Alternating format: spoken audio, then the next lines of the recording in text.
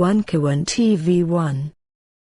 Kelompok masing-masing itu mahasiswa khususnya untuk mengambil perwujudan demokrasi yang sesungguhnya gitu, karena saya lihat seluruh mahasiswa.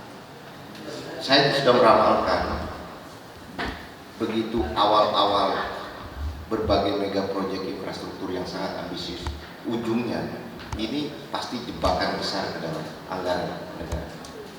Dan ini akan membuat pemerintah di sesi terakhir dia akan berhadapan dengan masyarakat, karena ketidakmampuan negara untuk mendapatkan uang dalam rangka melanjutkan anggarannya. Jadi untuk melanjutkan anggaran itu sudah nggak sanggup lagi karena tersandra oleh beban yang ditumpuknya sendiri. Sama seperti kita misalnya di rumah tangga atau di mana, kebanyakan numpuk beban di awal-awal, di ujung berantakan semua. Jadi setiap kebijakan yang akan ditempuh ke depan pasti akan berhadapan dengan rakyat. Misalnya contoh, sebelum kenaikan BBM, pajak PPN dinaikin 11%, itu langsung terkena, belanja ada beli 11%, ya kan? Terus misalnya listrik pasti harus melakukan penyesuaian semua. Karena apa? Listrik aja sekarang udah rugi semua PLN. PLN itu sekarang oversupply listriknya itu 50%. Yang bisa dijual PLN dari listrik yang dihasilkan mereka itu 50% tidak bisa dijual. Oversupply. Sementara PLN wajib beli ke swasta-swasta ini. Dari mana swasta begitu banyak muncul menghasilkan listrik? Karena mega project 35.000 megawatt yang didominasi swasta. Itu sebabnya. Jadi ditariknya ke situ semua. Jadi di ujung beban itu terbebani ke dalam APBN yang tidak bisa melanjutkan. Nah di awal juga pemerintah ini numpuk utang itu gila, ugal-ugalan. Numpuk utang untuk membiayai APBN.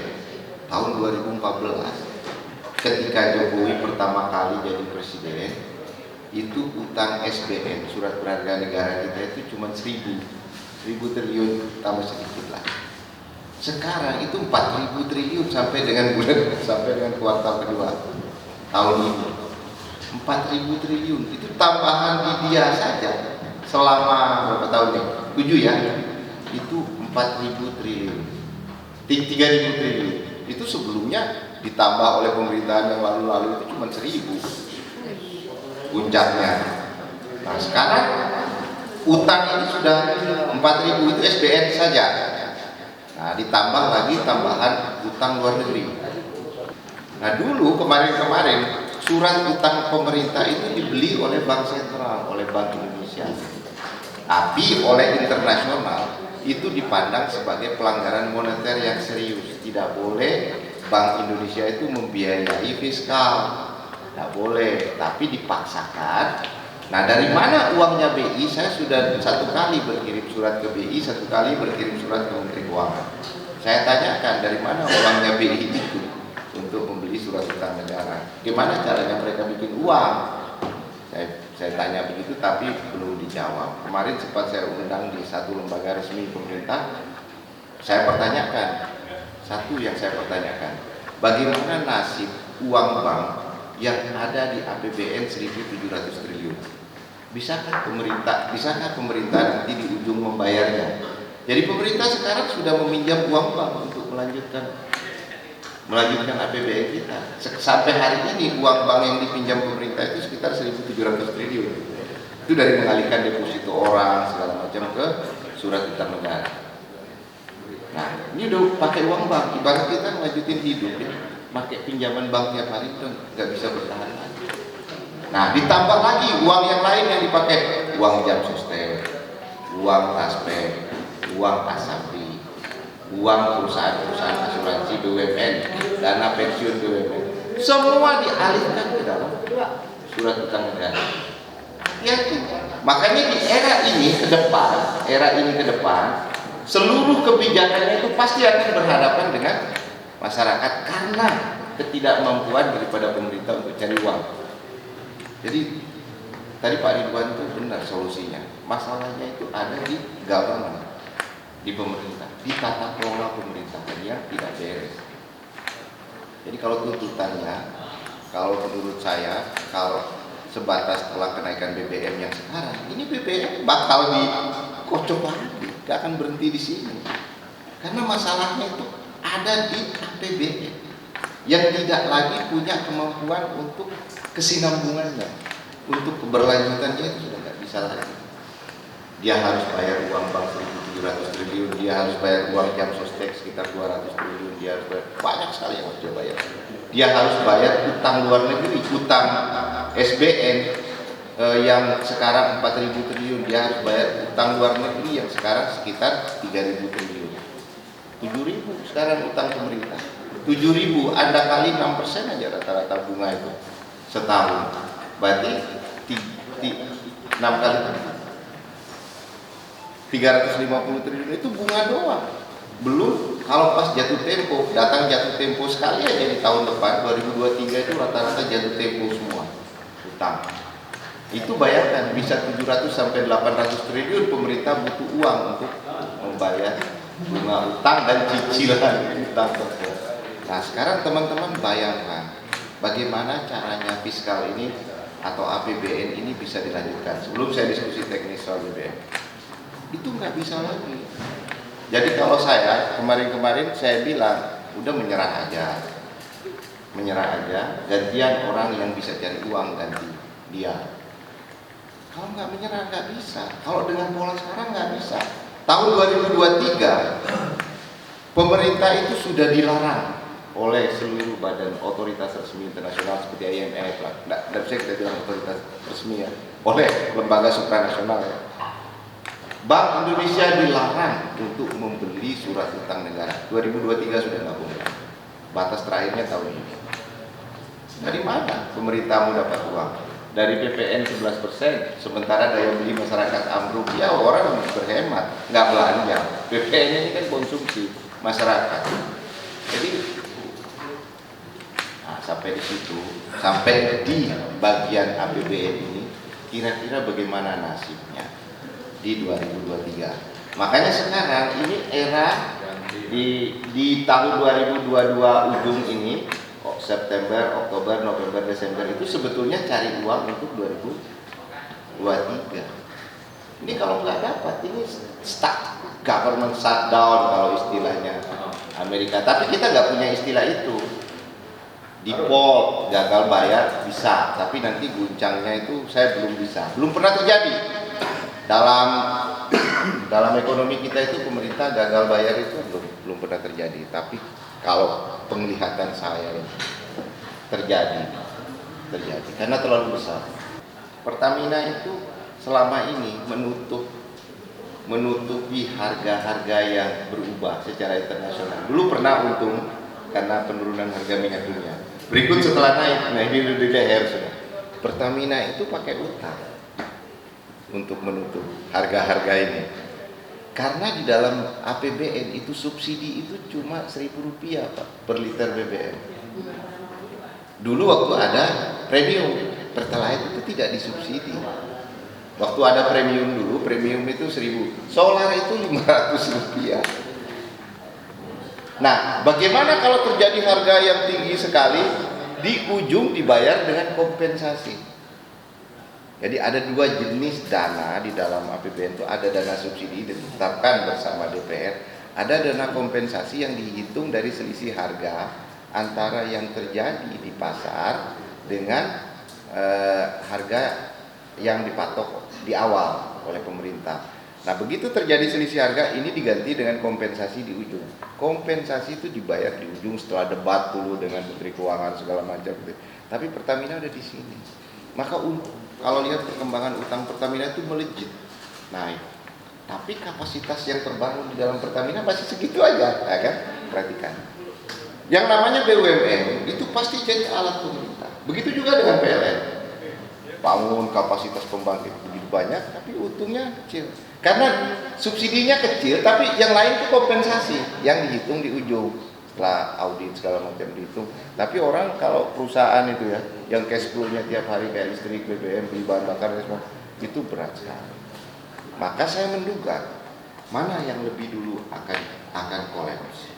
Apakah pemerintah, government shutdown, tidak punya kemampuan sustainability anggarannya, atau perusahaan-perusahaan strategis ini yang terpaksa mengabdi pada kepentingan pemerintah, bukan negara. Ya kan harus taat, bahwa pecat. Wah, di Rut BUMN tinggal pecat aja sama Erick Thohir sama Sri Mulyani. Ya kan, tinggal dipecat. Jadi mereka takut lah. Dengar bicara begini, mana ada orang berani speak out, orang-orang dalam itu tentang keadaan keuangan mereka. Tapi kalau Anda bersahabat dengan 1-2 orang di dalam misalnya, dia udah bilang, udah di sini bang, udah berat. Kan nggak punya cash flow-nya nanti dibayar di ujung. Sementara subsidi yang ditanggung di APBN cuma 1.000 perak untuk setiap liter. Nggak ada itu di APBN. Nah, sekarang begitu premium dihapus ganti Pertalite. Pertalite itu masih keputusan Sri Mulyani ini mengambil kebijakan menaikkan harganya. Karena Pertalite tidak disubsidi di APBN itu belum dibicarakan. Ini sekarang misalnya 2023, Anda cek ada nggak Pertalite di dalam nota keuangan 2023? Tidak ada, karena dia bukan BBM subsidi. Tapi kok harganya ditetapkan? Sekarang sudah ditetapkan kan oleh Menteri Keuangan. Ini bisa jadi malpraktek. Harusnya diputuskan DPR dulu sebagai BBM bersubsidi, baru dibicarakan berapa subsidi untuk Pertalite. Tapi tidak ada. Nah, ini bahaya juga. Sudah malpraktek. Maksudnya Pertamina suruh tanggung dulu ya. Tanggung sampai nggak mampu, selesai Pertamina.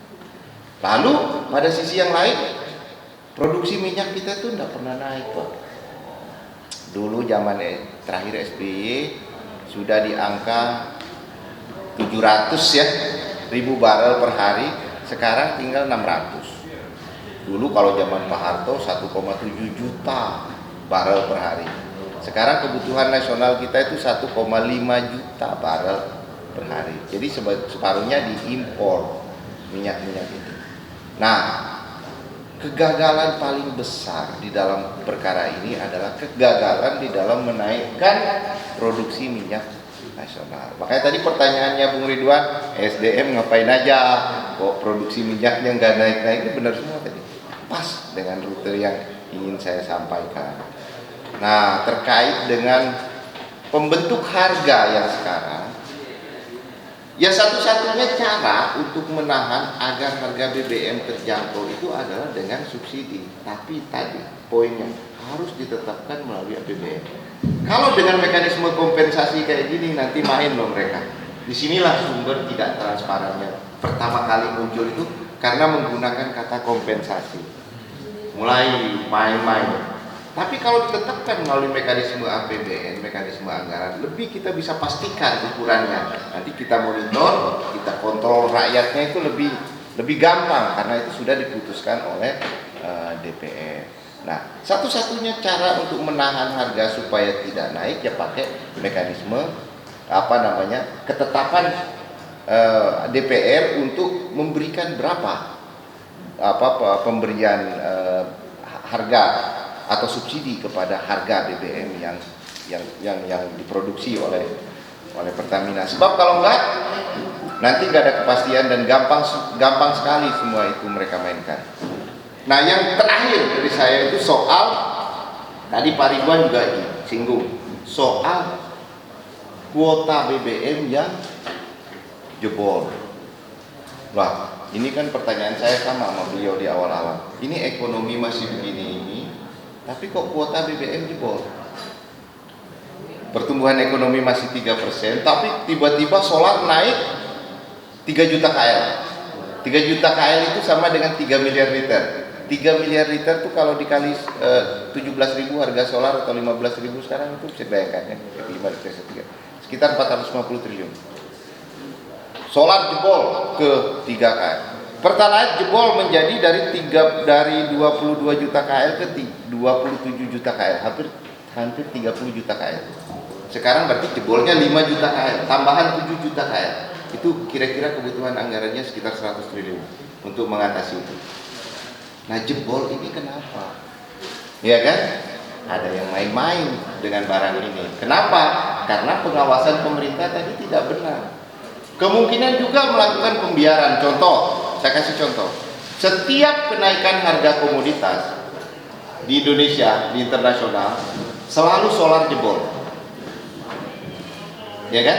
Berarti solar dipakai oleh industri yang berbasis komoditas itu tadi. Sawit, tambang, batu bara sudah menikmati harga internasional yang hebat sekali ya. Harga batu bara sekarang $400 per ton. Ekspor batu bara kita itu 650 juta ton. Kalau harga batu bara sekarang dikali dengan jumlah yang diekspor, itu nilainya itu sama dengan 3.500 triliun. Berapa negara dapat dari batu bara? Paling tinggi 20 triliun. Tapi mereka terindikasi memakai solar subsidi. Solar yang murah tadi. Solar itu 5.500 teman-teman ya. Kalau dijual ke tetangga aja, ke negara tetangga lewat penyelundupan, dia bisa jual sampai 15.000.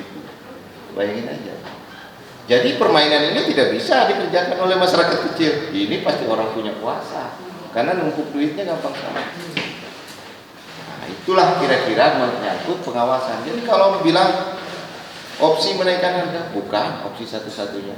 Bisa pakai pengawasan yang ketat. Jangan solar dipakai oleh industri berbasis ekstraksi sumber daya alam. Mereka sudah menikmati keuntungan dari ekspor dan lain-lain. Pengawasan yang lebih ketat lagi bisa misalnya untuk kendaraan di sini, misalnya hanya sepeda motor atau mobil berkapasitas bawah yang dipakai angkutan masyarakat, yang boleh nelayan boleh memakai solar subsidi. Yang mobil mewah ya janganlah, boleh diatur begitu. Tapi kenapa nggak mau ngatur? Nah, saya juga mengajukan pertanyaan saya seperti itu. Kenapa nggak mau diatur? Jangan-jangan ada yang tidak bermain. Dulu ada rencana digitalisasi. Jadi setiap kita beli BBM, nama kita langsung kecantum di sana, plat mobil kita. Tapi kenapa dilawan dan ditolak? Ada yang main juga di sini. Nggak mau ada pengawasan.